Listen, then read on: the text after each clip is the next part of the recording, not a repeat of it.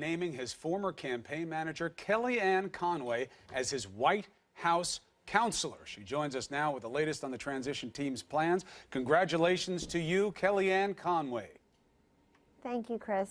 So, what does this mean, counselor? You've taken on a reputation as the grand master of communicating and spin for the Trump team. What will you do as counselor? Well, the portfolio will be whatever the president wants it to be, but it is likely to include communications, and it is likely to include data and strategy. But the rest will be up to him. I'm just really pleased and frankly very humbled, Chris, to take on this role in the West Wing near the president and to be supportive of the senior team that he already has in place, colleagues of mine that I've worked together very closely with throughout the campaign and the transition. And I think it's incredibly important to be a cohesive team of counselors and advisors who very much believe in this man's agenda and know he's going to do many great things very quickly as president. Well, let's talk about what he's going to do quickly. Let's put your messaging skills to the test. We saw what happened in Berlin. The president-elect says, "It proves that I am 100% right," he answered in the context of, are you still thinking about a ban? According to James Woolsey, according to our intel experts, not only would a ban of Muslims in general, by region, by disposition, arguably be illegal, but they all say there is consensus that you would be giving the enemy what it wants, for this to be us versus them. Would you still consider a ban? Well, he's talked about the ban, and he's made it much more circumscribed, even in the course of the campaign. So I would commend everybody to see what he's actually said about it and what's on his website in terms of how to defeat radical Islamic terrorism. What he says there, Chris, is very clear, that we need better vetting policies.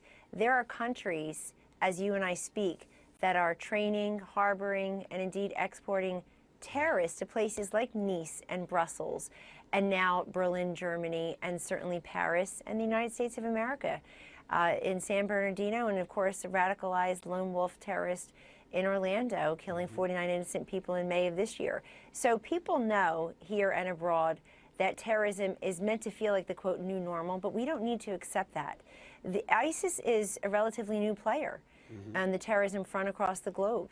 It was created in part because of the vacuum that was left and how we got out of Iraq, and in part because it's not always taken seriously by the leaders we currently have. You can screen based on what someone does. What I'm asking you is, are you comfortable screening based on what someone is? That their being a Muslim becomes a trigger for your policy. He's gone back and forth about it based on the level of criticism. What are you saying today?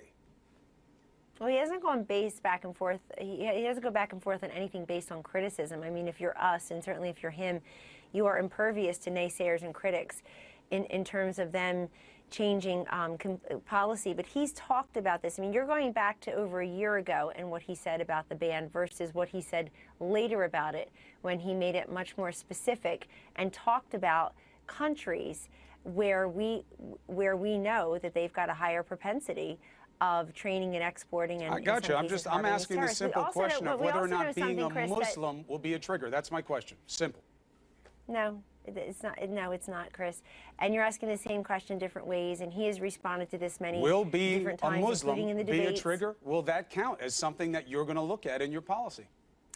That in and of itself, no.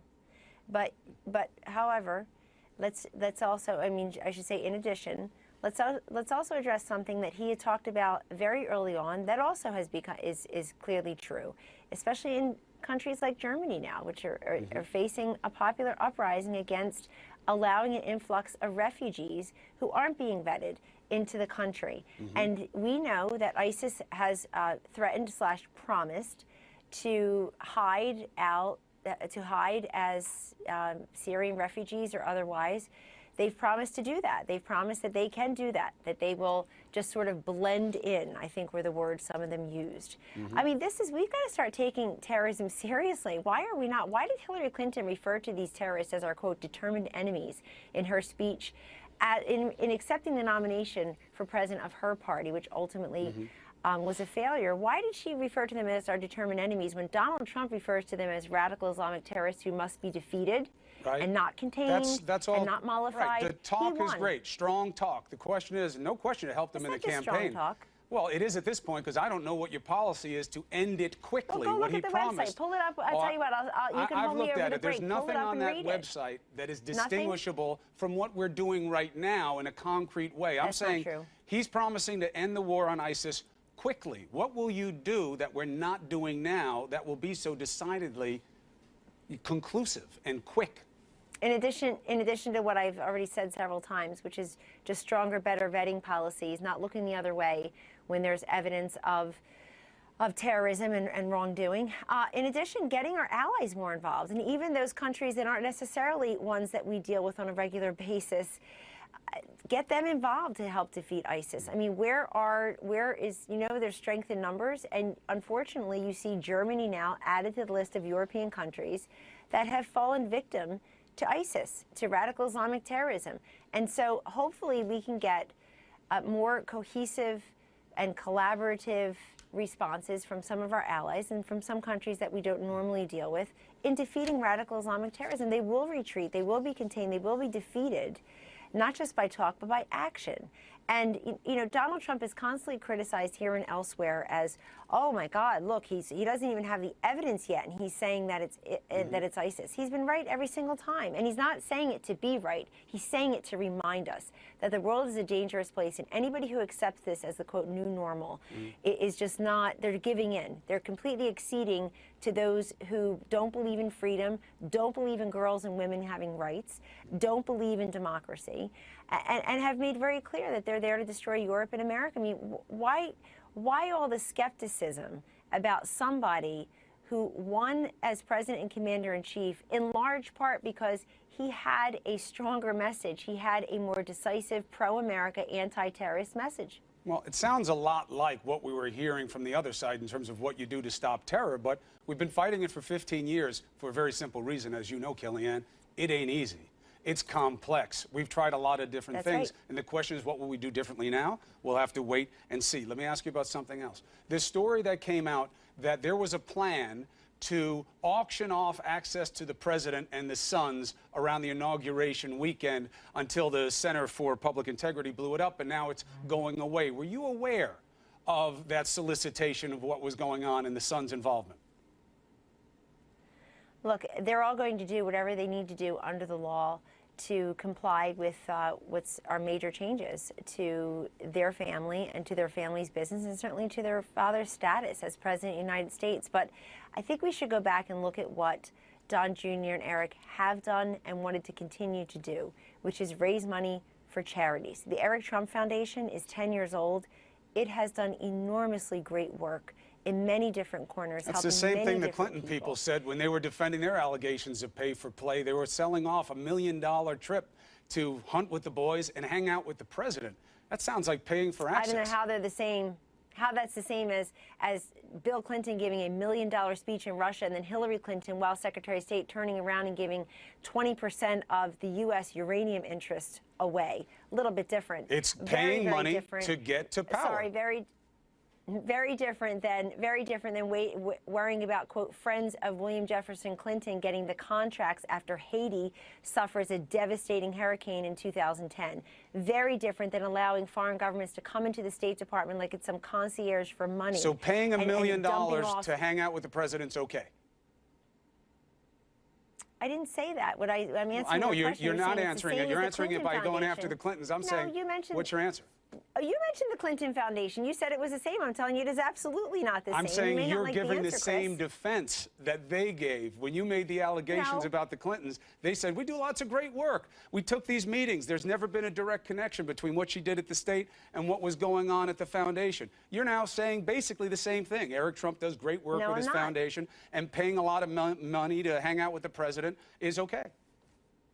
When you let me know that Eric Trump's foundation took $100 million or so from Saudi Arabia, which doesn't treat women and girls the way we treat women and girls here, then we'll talk. Until then, the idea of really equalizing these two, where they were going around the world and getting money from foreign countries that then would give rights to telecommunications and uranium. Right, so let's say that was worse. In Haiti. Let's say it's close to Christmas. I'll give you a gift. Let's say that's worse. That doesn't make this okay. And it is interesting that Eric Trump is backing away from it now. Don Jr. is backing away from it now. If it's all okay, why are they backing away? Because they support their father, and they know that we'll never get a fair shake in the Trump administration, and that's unfortunate. I think this conversation shows that. To actually compare the two, the idea that these folks are trying to help people in need, and those people are going to suffer now because folks are pointing out what they think to be improprieties. I didn't say I necessarily agree. I just think that they will always do the right thing. I know them well. They will always do what they perceive to be the right thing. Regardless of whether who has a comment about it and who doesn't have a comment about it. That shouldn't even come into play. What comes into play is legalities and appearances. And I got to tell you, these are incredibly brilliant, talented young men who are going to continue with the Trump Corporation and the amazing business that their brilliant father has built, and the tens of thousands of people that he has employed over the years. And I suppose if they have to suspend some of their charitable giving, then hopefully it'll be made up in the great works that their father does as President of the United States. Kellyanne Conway, congratulations to you on the appointment. Best to you and the family for Christmas. Thank you. Merry Christmas. To you as well. Allison.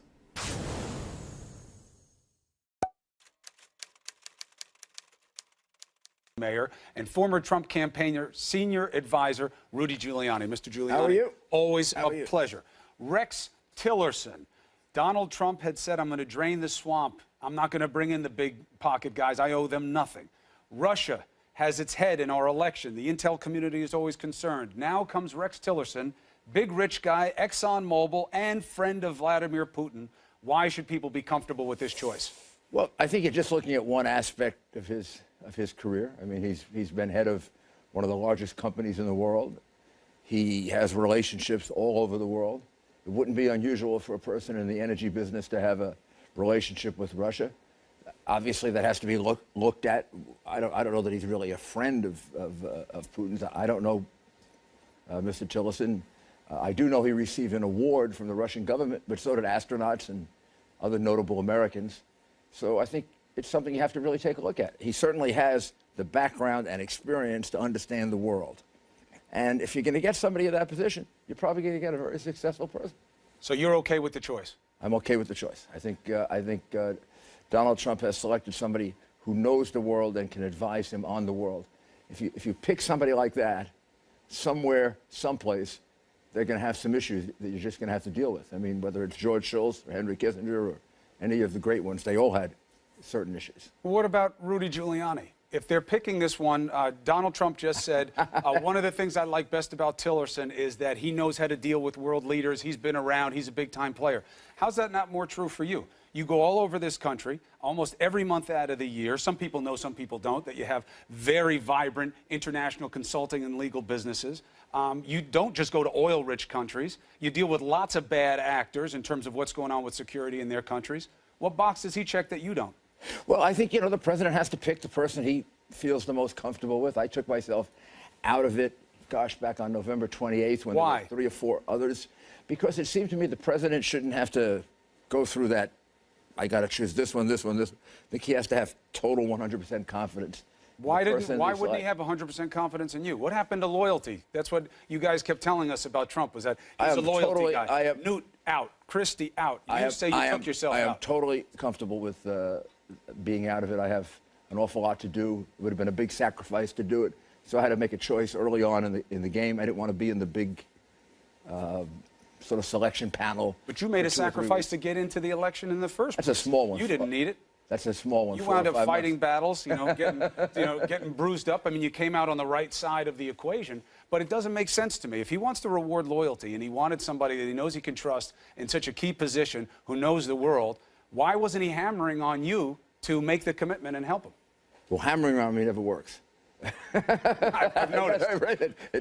And I actually decided that when I balanced my life, 3 or 4 people in the process, all of whom were very, very good. I'm very high, for example, on John Bolton. I thought John Bolton would have been a great Secretary of State. With all the people in the process, he had enough good people to choose from. I wasn't necessary. If I thought I was necessary, I would have stayed in, but I wasn't necessary to it. You think Tillerson's better than you for Secretary of State? I'm saying I'm not necessary. He'll do a good job. It's hard to say who would be better as Secretary of State. You find that out 3 or 4 years from now. What does it mean that the people who fought hardest for Donald Trump are not going to be in his cabinet? Well, some of them are. Some of the people that who came in earlier than Christie, fought harder than Rudy, was a bigger voice of the so-called establishment than Newt. Steve Mnuchin? He raised money. He was on the outside. He didn't take any punches for Trump in the public eye. Very active in the campaign. I traveled raising money, not on TV, not taking the punches, not going to the party in the same way that you and Newt and Christie did. Yeah, I mean, it's a different kind of thing. You've got to choose. Running and governing are two different things. A lot of people are very good for running. A lot of people are very good for governing. And he made, I think, some very good choices. And in my particular case, as he's publicly stated, so I don't feel uncomfortable stating it, he offered me 2 very high positions in government, which I turned down because I didn't want to do it. Which ones? Well, I don't like to mention it because the other person becomes the second choice, but they were 2 very high positions in government. Was one of them Secretary of State? It was not, right, but 2 very high positions, cabinet-level positions, which he offered me, and as far as I'm concerned, he fulfilled whatever loyalty that entails. I mean, it was my own decision not to do it, largely because of my personal life. Do you believe that your international business and the relationships you had and the financial considerations you had made you a compromise in terms of ethics and the vetting process that would happen in the nomination process and the confirmation process? No, I put myself through the vetting process before I dropped out because I wanted to make sure there was no question about that. I had them examine all of my contracts, all of my tax returns to make sure there was no single issue or you weren't a lobbyist. You weren't trying to help bad guys get good things from the American people. You got it. Never lobbied for anyone. Here's what I do. I do security consulting. I do cybersecurity consulting. I come in and I take a look at your cyber system, see if it works. I do police consulting. I do urban development consulting. That's the kind of work that I do. I don't do relationships with governments and representing governments before an agency. I don't understand yet, but we'll leave it for today, why Donald Trump wouldn't have found a way to get Rudy Giuliani in there to help him on a daily basis, because you've been so important to him. But I get your explanation. I take it. And I want to use this time to get a couple other things I don't understand. Sure. One is just a fact question. This idea, it's become way too political. With your understanding of the intel community and what you hear from people, what you know, is there reason to believe that the RNC or emails of high-placed and influential people within the GOP might have been hacked by some of these Russian actors? Well, okay. The FBI says no. There are other people who suggest maybe yes, but the FBI has gone through their system, I think, twice. You'd have to ask Priebus this. Pretty certain twice, and has found no evidence of hacking of the. And you've heard nothing different. These other people who say we think the RNC was, we think some influentials were. Here's what disturbs me greatly. We established this Office of Director of National Intelligence, ODNI. He's supposed to bring all these agencies together. Right.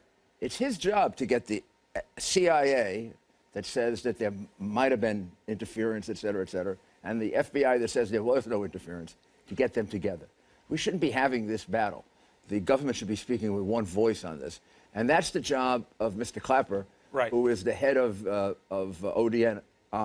That's the discrete issue of the RNC and GOP influencers specifically. October 7th, Clapper came out and said, as to the question of Russia's intentionality and its actions and its procuring of actions to get involved in this election through hacking, it happened. Do you accept that intelligence? I accept that. I accept that. I also accept the FBI's saying that isn't so. No, they don't say. The FBI didn't say, we don't think Russia had anything to do with these hacks that happened here.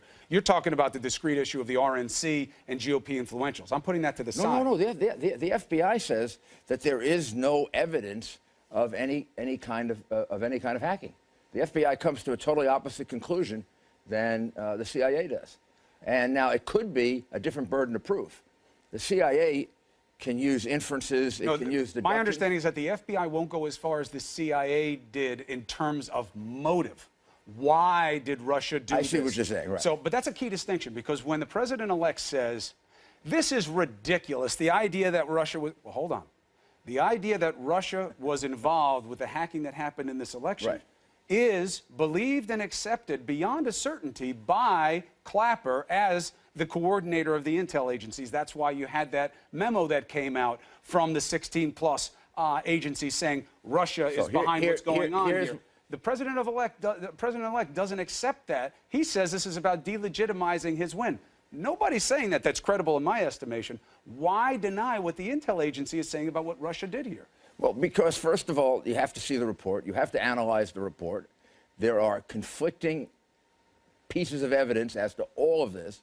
And all of this is kind of leaked, with some people saying one thing and other people saying another thing. Clapper was clear. He put out a memo on October 7th saying this has all the signatures and the type of circumstantial belief of what Russia does. Inference. No, the intel community doesn't give its sourcing on a lot of these things. You know why they don't do that. No physical proof, no physical evidence. This needs somebody to quietly sit them all down in one room, put it all together, and put out the information, as opposed to... Why isn't that what Clapper did on October 7th? Really by coming forward and saying, we've gone through it, this is what they found, we believe Russia's behind it. Since then, there have been three other reports that come to different conclusions. We confuse interfering with the election, meaning the voting, with actual information that was taken, like from Podesta and people like that. Those are two different things.